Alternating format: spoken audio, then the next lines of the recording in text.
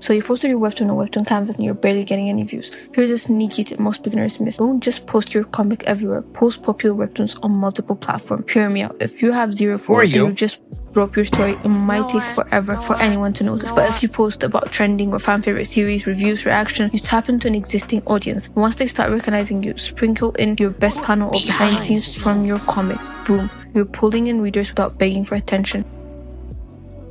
I am completely broke!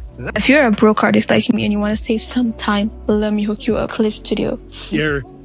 It's free? Yes, you heard me right. Sometimes Clip Studio runs collabs or contests where you get full version unlocked for 3 whole months.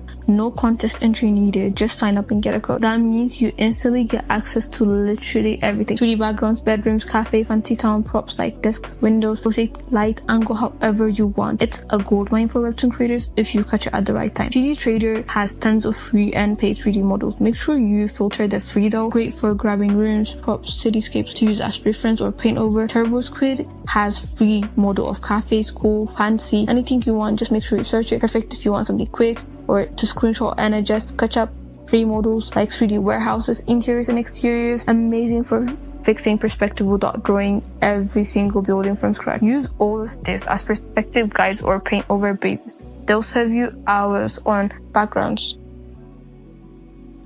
Want your fight scenes, action panels, or even just dynamic turnaround shots to look less stiff? Use 3D posing tools. PoseMy.Art is free. Open it in your browser, drop a mannequin, bend it to whatever pose you want. There's already a lot of preset poses. You can tilt the camera, add free props like swords, boxes, a lot of 3D objects, couch, TV, people sitting in a cafe on chairs. Instantly test out your angles. Perfect if you're broke but you want dynamic action.